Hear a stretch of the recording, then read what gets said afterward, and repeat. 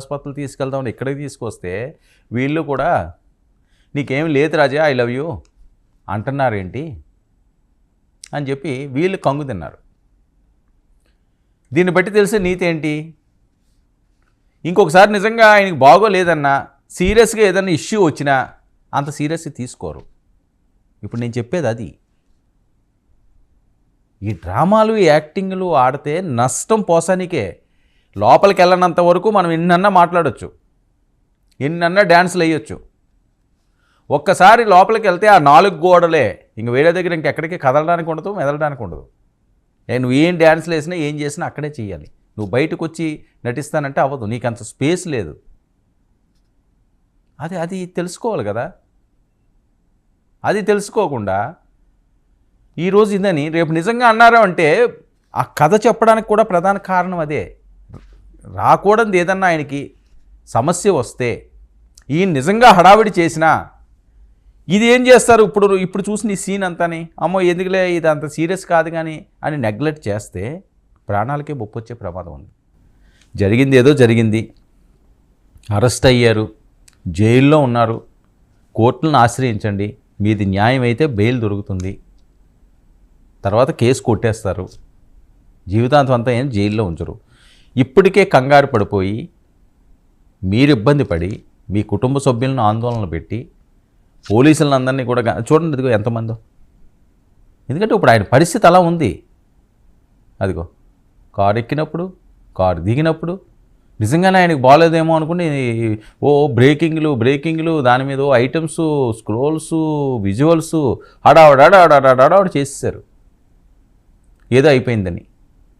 అదిగో చూడండి ఆయన ఎంత నీరసంగా వెళ్తున్నారు. నిజంగానే ఏదైనా ప్రాబ్లం అనుకున్నారు. ఇంకోటి ఏంటంటే కడుపు నొప్పని అన్నది తర్వాత ఛాతీ నొప్పి పనిలో ఉంటే నడిపించకూడదు కూడా. అంటే వీళ్ళకి ముందుకే అర్థమైపోయి ఉంటుంది. కొన్ని అంశాలు ఏంటంటే స్టార్టింగ్లో అర్థం కాకపోవచ్చు, కొద్దిగా నిడివి మొదలైంది అనుకుంటే అర్థమైపోద్ది, ఇదేదో తేడాలా ఉందిరా అని. పోసాని రోజుకొక హైడ్రామా, ఆరోగ్యం బాగోలేదంటూ నాటకాలు, అరెస్టు రోజు ఇదే సీను, ఛాతీ నొప్పి పట్టు పోలీసును డైవర్ట్ చేసే ఆలోచన, అది వర్కౌట్ కాలేదు. ఆ రోజు అరెస్ట్ చేసేశారు, తీసుకొచ్చారు, రిమాండ్ విధించారు, జైల్లో ఉన్నారు. అయితే జైలుకు వెళ్ళినా ఆ పని హైడ్రామా. ఉదయం నుంచి కడుపు నొప్పి, కాసేపు గుండె నొప్పి అంటూ పోసాని సూపర్ యాక్టింగ్ అట పోలీసులు చెప్తుంది. హుటాహుటిన రాజంపేట ఆసుపత్రికి తరలింపు, అక్కడ నుంచి కడప రిమ్స్ ఆసుపత్రికి మళ్ళీ తరలింపు. రిమ్స్లో పోసానికి పూర్తి స్థాయి వైద్య పరీక్షలు, పోసానికి అన్ని రకాల వైద్య పరీక్షలు చేసిన డాక్టర్లు. ఇవన్నీ బ్రేకింగ్ పాయింట్స్ అండి. రాజంపేట ఆసుపత్రి, కడప రిమ్స్లో టెస్ట్లు, రిపోర్ట్లు ఏమొచ్చినాయి అంటే వెరీ నార్మల్గా ఉన్నాయి, మీరు చాలా ఆరోగ్యంగా ఉన్నారు రాజా, మీరు టెన్షన్ పడొద్దు రాజా అని చెప్పారట. ఇవి రిపోర్ట్ల సారాంశం. ఇక పోసాని ఉదయం నుంచి నాటకాలు ఆడుతున్నారు. సీఏ మాట్లాడిన మాటలండి, ఇది మనం చెప్పేది కాదు. పోసాని కడుపులో నొప్పి అంటే ముందుగా ఆసుపత్రికి తరలించాం, అక్కడి నుంచి మళ్ళీ ఛాతీ నొప్పి అంటే రాజంపేట నుంచి కడపలో రిమ్స్కి తీసుకువెళ్ళాం, అక్కడ అన్ని స్థాయి వైద్య పరీక్షలు నిర్వహించాం.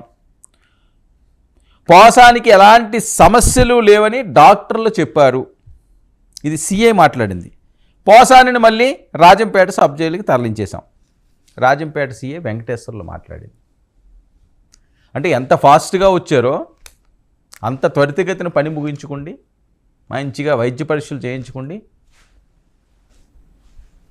మళ్ళీ గూటికి చేరిపోయారు. గూటి నుంచి వచ్చినవి సాయంత్రం ఉదయాన్నే వస్తుంటాయి, గూట్లలో వెళ్ళిపోతుంటాయి, పక్షులన్నీ బయటకు వచ్చేస్తాయి. అవి ఎక్కడెక్కడ తిరగనివ్వండి, సాయంత్రానికి వేసరికి ఆ గూటికి వెళ్ళిపోతాయి. మన ఇంట్లో పెంచుకున్న కోళ్ళతో సహా, కోళ్ళు, మేకలు, ఆవులు, గేదెలు, లేకపోతే పక్షుల ప్రేమికులు ఉంటారు కదా, వాళ్ళు ఎవరు పెంచుకున్నా మనం విశ్వాసంగా ఉన్నది ఏంటంటే మన దగ్గర పెరిగింది సాయంత్రం అయ్యేసరికి ఇంటికి వచ్చేస్తుంది. వాళ్ళేమన్నది ఆఫీస్ అయిపోయాక ఉదయం బయటకు వచ్చినప్పుడు మనం ఇంటికి వెళ్ళమేంటి. సో ఈయన కూడా అలాగే ఉదయం నుంచి అలా తిరిగి ఇంకా ఏమన్నా వైద్య పరంగా తనకి ఏమైనా సమస్యలు ఉంటే అవి ఏమో ఉన్నాయో లేవో అని చెప్పి హై క్వాలిటీ వైద్య పరీక్షలు అన్నీ చేయించుకోండి. నాకేమీ లేదు, ఐఎమ్ ఫిట్ రాజా అని ఆయనకి ఆయన నిరూపించుకోండి. ఆ వైద్య రిపోర్ట్లన్నిటి కూడా మన ముందు అందరి ముందు పెట్టి ఏ రిపోర్ట్లో ఏమున్నదని ఆయన మళ్ళీ గూటికి చేరిపోయారు. సో ఈసారి పులి కథ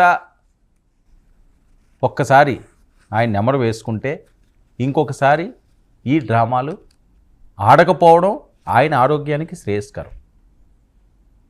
ఎందుకంటే పోలీసులతో ఎలా ఉంటుందంటే అందరూ అలా చేస్తారని నేను చెప్పను. ప్రతిదానికి డిస్టర్బ్ చేశారనుకోండి లాఠీకి పని చెప్పేస్తారు. అఫీషియల్గా కాకపోయినా అన్అఫీషియల్గా, అది అందరికీ తెలిసిందే, ఓపెన్ సీక్రెట్ అది. మరీ విసిగించారంటే ఇంక పెద్ద చిన్న తారతమ్యాలు ఏమీ ఉండవు. అందులోని ఈయన మీద మంటగా ఎవరైనా ఉన్నారనుకోండి మరింత వాయింపు ఉంటుంది. జరిగింది ఏదో జరిగిపోయింది, వెళ్ళారు, బెయిల్ తెచ్చుకోండి, బయటికి రండి, మీ కుటుంబంతో ప్రశాంతంగా ఉండండి, జ్ఞానోదయం వేయాల మళ్ళీ ఇవి రిపీట్ కాకుండా లైఫ్లో చూసుకోండి. దీన్ని మరికొంతమంది ఎగ్జాంపుల్గా తీసుకుని వాళ్ళు కూడా ఎటువంటి నోటి దురద మాటలకి పోకుండా కాస్త ఒళ్ళు జాగ్రత్తగా దగ్గర పెట్టుకుని ఉంటే 4 కాలాల పాటు ప్రశాంతంగా కుటుంబాలతో ఉంటారు. లేకపోతే జైలు జీవితం, వాళ్ళు పెట్టే తిండి, ఎటువంటి సదుపాయాలు లేకుండా మీ విలాసవంతమైన జీవితాలను వదులుకోండి. దేనికోసం ఇది? ఆ మాట కోసమే కదా. ఆ మాట అంటే ఏమైనా కలిసి వస్తుంది? నేను ఎన్నిసార్లు చెప్పాను, ఒక మాట మాట్లాడితే ఏదైనా కలిసి వస్తుంది. మీకు ₹1,00,00,000 కలిసి వస్తుందండి, లేదా ఒక పెద్ద బంగారం మూట వచ్చి మీ ఇంట్లో పడ్డదండి, అప్పుడు రిస్క్ చేసినా పర్లేదు. ఏముంటుంది? క్షణికావేశం తప్ప. మాటలు పాడితే నోరు దాడితే ఏముంటుంది? మళ్ళీ తీసుకోలేము దాన్ని. ఇప్పుడు అదే పరిస్థితి వచ్చింది. సో పులి కదా రిపీట్ చేసుకోకపోసాని జాగ్రత్తగా ప్రశాంతంగా ఆరోగ్యవంతంగా మీకు ఇచ్చిన ఆ నెంబర్తో, అది కూడా టోటల్ 11 వచ్చిందట. కర్మ రిపీట్స్ అంటున్నది చూడండి, 2261 టోటల్ చూస్తే ఖైదీ నెంబరు 11 వచ్చింది. సో ఏది మనం వదలదు, ఇక్కడే మొత్తం అన్నీ చూపించేస్తున్నది. అది పరిస్థితి. ఇంకొకసారి హైడ్రామా కానీ చేస్తే మేమే మా స్టైల్లో అక్కడే ట్రీట్మెంట్ ఇచ్చేస్తాం, హాస్పిటల్ దాకా అవసరం లేదు అంటూ పోలీసులు పోసానిని, గతంలో కూడా ఇదే పరిస్థితి. పోసాని కృష్ణమూర్తి ఇంకెలా మాట్లాడతారో ఏం చేస్తారో రోజు మనం మాట్లాడుకుంటూనే ఉంటాం. ఏంటి పరిస్థితి అని చీకొడతానే ఉంటాం. ఇప్పుడు మళ్ళీ ఒక కొత్త డ్రామా. మనమండం కాదు, డైరెక్ట్గా పోలీసులు అంటున్నారు, వైద్యులు చీకొడుతున్నారు. ఎందుకంటే మొదటి నుంచి అలవాటు అయిపోయిన అంశం కదా ఇది. ఇన్ని సినిమాలు చేసాడు ఆయన, యాక్టింగ్ అంటే చాలా అలవోక. కానీ సినిమాల్లో చేసింది బయట చేస్తాము, సినిమా పోలీసుల దగ్గర, సినిమా హాస్పిటల్లోనూ హైడ్రామాలు, ఒరిజినల్ కాకీల ముందు వైద్యుల ముందు చేస్తామంటే అది ఊరుకుంటారా? యాక్సెప్ట్ చేస్తారా?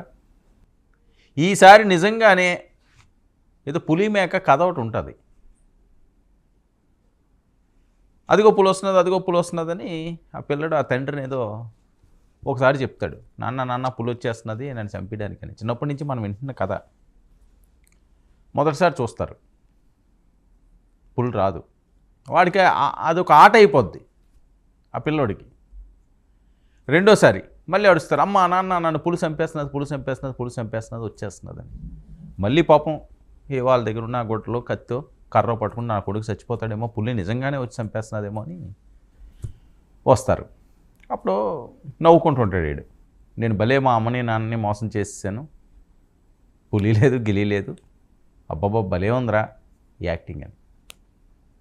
మూడోసారి కూడా అలాగే అంటాడు. వాళ్ళు అప్పటికీ చెప్తుంటారు మొదటి 2 సార్లు కూడా, అమ్మా ఇది మంచిది కాదు, ఇలా చేయకూడదు, ఇబ్బంది అవుతుంది, మేము ఏదో పనిలో ఉంటాము, మా కొడుకు ఏమైపోయిందన్నది ఆ టెన్షన్ ఎంత ఉంటుంది మాకు, ఇంకెప్పుడు అలా చేయకమ్మని మొదటిసారి చెప్పారు, వినలేదు. రెండోసారి చెప్పారు, వినలేదు. మూడోసారి నిజంగానే పులి వచ్చింది. అప్పుడు ఆ పిల్లోడే ఆర్తనాదాలు, పులి వచ్చేసింది, పులి వచ్చేసింది, నన్ను కాపాడండి కాపాడండి కాపాడండి. పులి దగ్గరికి వస్తుంది, ఆ పిల్లడు అరుస్తూ ఉన్నాడు, తల్లిదండ్రులకు అది వినిపించింది.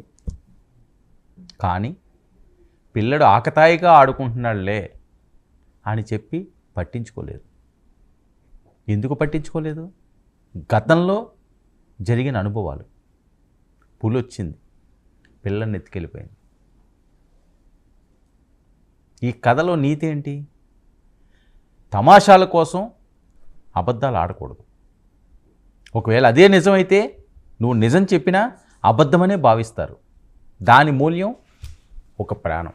నేను ఎందుకు ఇది కథ చెప్పాను అంటే, పోసాని కృష్ణమూర్తికి దీనికి చాలా దగ్గర లింక్ ఉంది.